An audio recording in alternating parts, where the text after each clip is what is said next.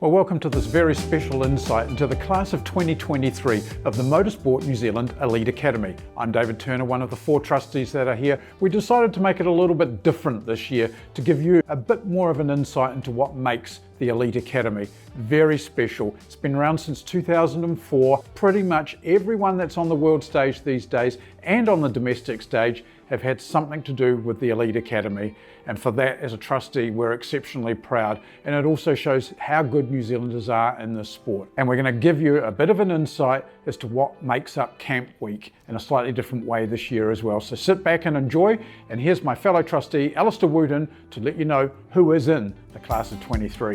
Thanks very much, David. The class of 2023 comprised of drivers Clay Osborne from the Toyota Gazoo Racing 86 Championship, Zeal Jones from the New Zealand Rally Championship, Ayrton Hodson from the Toyota Gazoo Racing 86 Championship, Ari Pedregru from the New Zealand Rally Championship, Bailey Cruz from Formula Ford, Tom Bewley from the Toyota Gazoo Racing 86 Championship, Blake Knowles from Formula Ford, and Dion Pitt from the Toyota Gazoo Racing 86 Championship. Once again, the class of 2023 for the Elite Motorsport Academy showed immense levels of depth and competition, which would make for a grueling 7 days here in Dunedin. Well, thanks, Ali. That really is quite an impressive list for the class of 2023, coming from all parts of the sport, and it's great to see that there is still so much depth in New Zealand motorsport.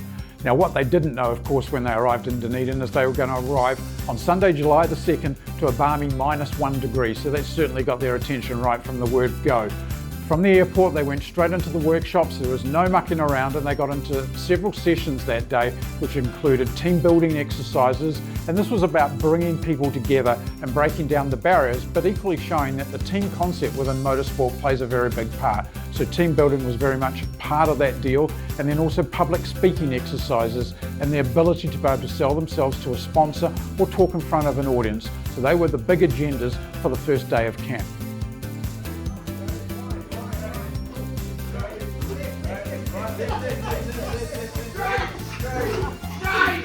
On day 2 of the Elite Motorsport Academy, the drivers made their way over from the Otago Academy of Sport to the Otago University, where they partook in a VO2 max test on the treadmill, trying to measure and utilise how much oxygen is being used during maximal effort exercise.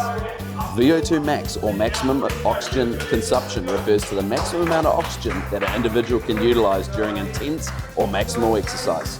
3, 2, 1, stop!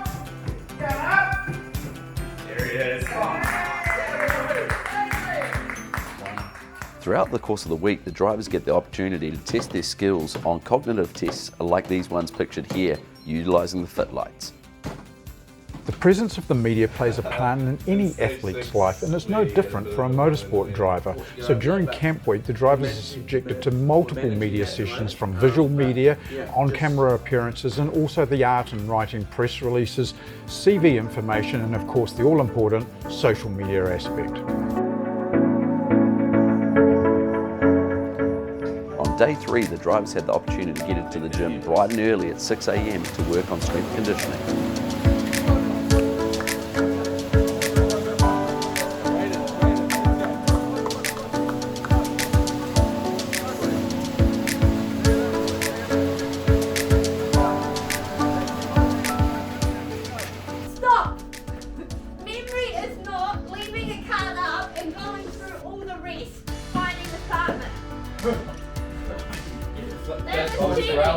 Equally important is the athlete life and time management skills that any athlete needs to know, and specialists are brought in to train the athletes on how to create a better balance in their life and work programs. Rounding out day 3 at the Elite Motorsport Academy, after learning about high-performance sport nutrition and hydration, the drivers now had a chance to put what they had learned into practice here at Bell McEwen Intermediate, getting their taste of cooking in the kitchen themselves.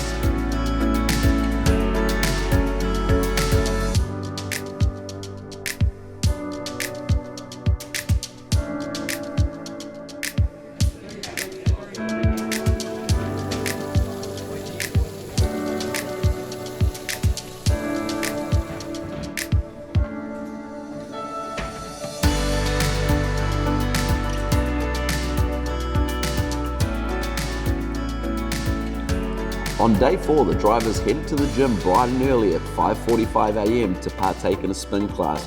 Continuing their aerobic conditioning throughout the week, the drivers got put to their test on the spin bikes.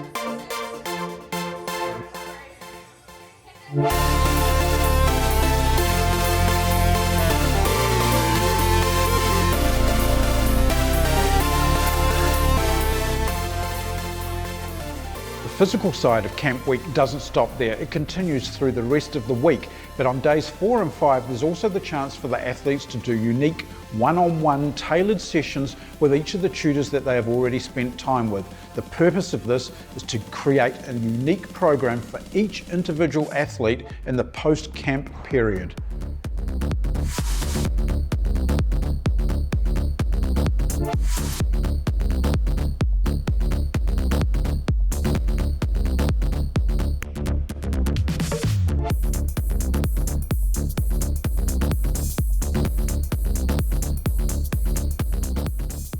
One of the highlights on day 5 for the drivers was to get their taste of the heat in the simulators. With the temperatures soaring above 40 degrees at 50% humidity, we got a chance to see how the drivers climatized to the hot environment. 3, 2, 1, go! See you later!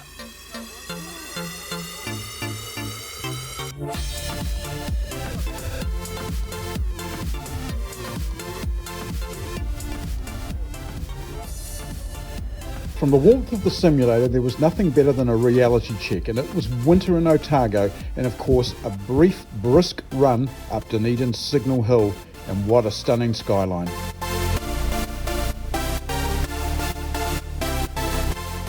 On day 6, the drivers had their chance to touch base with more of the providers as they got a chance to process their IPPs and deal with some more one-on-one sessions, followed by none other than a trip out for a little bit more physical work out at the beach.